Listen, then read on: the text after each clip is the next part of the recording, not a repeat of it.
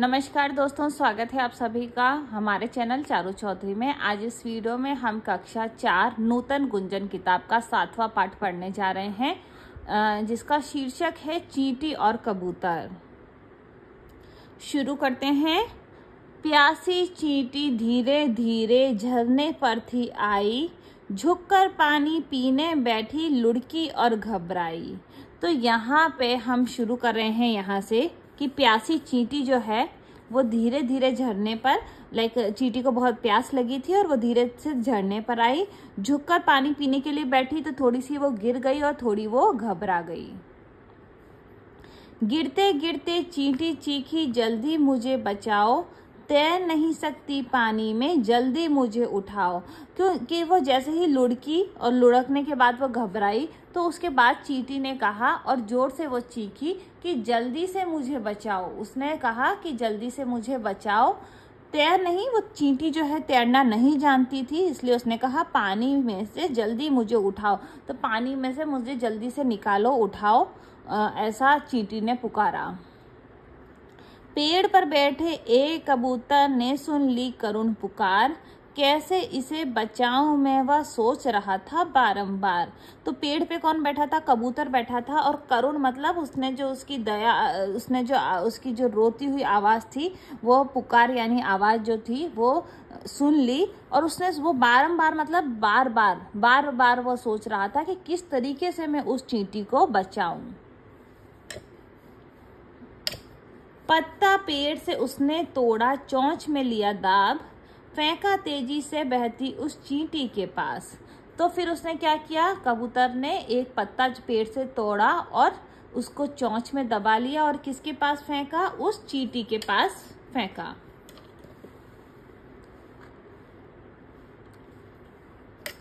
चींटी पत्ते पर चढ़ बैठी थी, अब भी परेशान, चोंच में दबा ले आया कबूतर, जिंदा उसको जान। तो चींटी जो है उस पत्ते पे, जैसे जिसने कबूतर ने फेंका उस पत्ते पर बैठ गई और अभी भी वो परेशान थी। चोंच में कौन दबा के ले आया? कबूतर उसको जिंदा समझ के उसको चोंच में दबा के ले आया। चींटी ने आंखें झपकाई, बोली धन्यवाद, प्राण बचाए तुमने मेरे, सदा रखूंगी याद।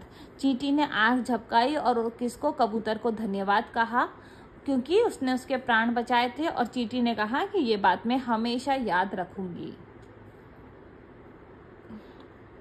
कुछ दिन बीते, एक शिकारी उसी जगह पर आया, उठा बंदूक निशाना साधा, कबूतर नजर जब आया। कुछ दिन के बाद, अब वो बात तो चली गई, अब कुछ दिन के बाद में क्या हुआ? वहां पे शिकारी आया उसी जगह पर, और उसने क्या किया? बंदूक को उठाया और निशाना किसकी तरफ साधा? कबूतर की तरफ। उसी कबूतर को देखा, जैसा कि आप ये चित्र में देख सकते हैं कि उसने उस कबूतर की तरफ निशाना साधा। चींटी देख रही थी सब कुछ, ना थी वह घबराई, चींटी धीरे धीरे चलती चलती उसके पांव पर आई। अब चींटी ने वो चीज देख ली कि जो शिकारी है वह कबूतर की ओर निशाना साध रहा है। वो धीरे धीरे उसके पांव तक आई, उसके पास में आई।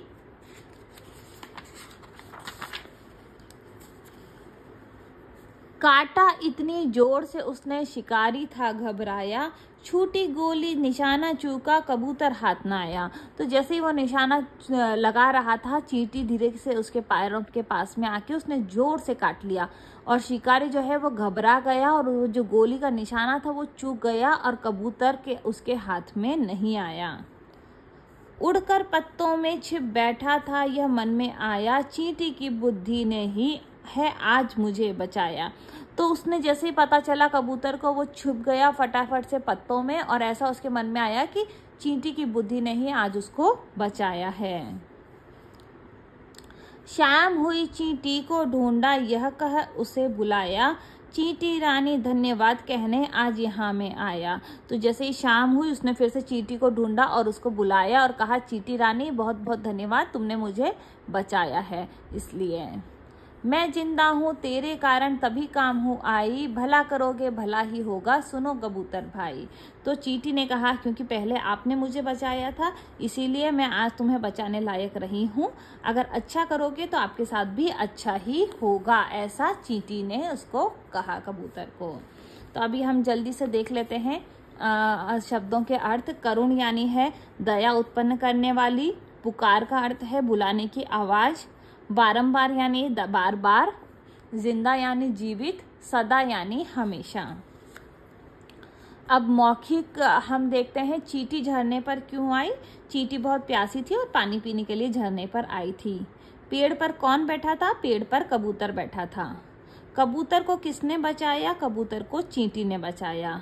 चींटी ने कबूतर को क्या सीख दी। चींटी ने कबूतर को सीख दी कि भला करोगे तो भला ही होगा। पानी में गिरने पर चींटी क्यों घबरा गई। पानी में गिरने पर चींटी घबरा गई क्योंकि उसे तैरना नहीं आता था। कबूतर ने चींटी को कैसे बचाया। कबूतर ने पेड़ से एक पत्ता तोड़कर चींटी की तरफ फेंका और चींटी पानी में उस पर चढ़कर बैठ गई और बच गई। कबूतर द्वारा जान बचाने पर चींटी क्या बोली। कबूतर के द्वारा जान बचाने पर चींटी ने उसे धन्यवाद दिया और कहा कि मैं यह सदा याद रखूंगी।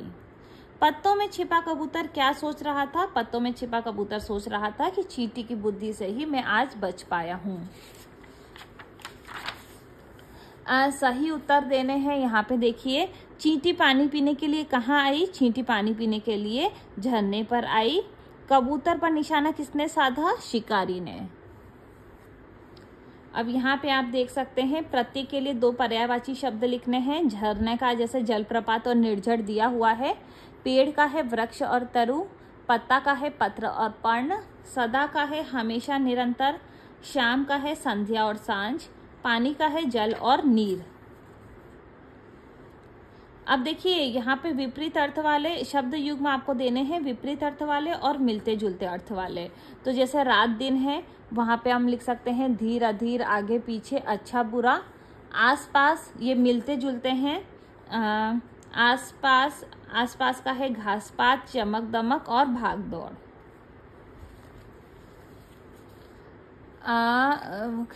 यहाँ पे आपको क्रिया विशेषण चुनना है। जैसे क्रिया विशेषण क्या होता है। रेखांकित शब्द क्रिया के बारे में कुछ बता रहे हैं। क्रिया कब, कहाँ, कितनी और कैसे हो रही है, ये बताने वाले शब्द क्रिया विशेषण कहलाते हैं। तो चींटी धीरे धीरे झरने पर आई। यहाँ पे धीरे धीरे जो है वो क्रिया विशेषण है। कबूतर ने चींटी के पास पत्ता तेजी से फेंका। यहाँ पे तेजी से जो है वह क्रिया विशेषण है। एक शिकारी उसी जगह पर आया, तो यहाँ पे उसी जगह जो है वह क्रिया विशेषण है। और कबूतर शाम को चींटी से मिलने आया, तो यहाँ पे शाम जो है वह क्रिया विशेषण है। तो उम्मीद करती हूँ ये पाठ बहुत ही अच्छा था, चींटी और कबूतर। उम्मीद करती हूँ आपको पसंद आया होगा। अगर आपको इससे संबंधित कोई भी प्रश्न है तो आप हमसे पूछ सकते हैं। वीडियो को वॉच करने के लिए बहुत बहुत धन्यवाद। अगर आपने अभी तक हमारा चैनल सब्सक्राइब नहीं किया है तो जल्दी से कर लीजिए। Thank you very much.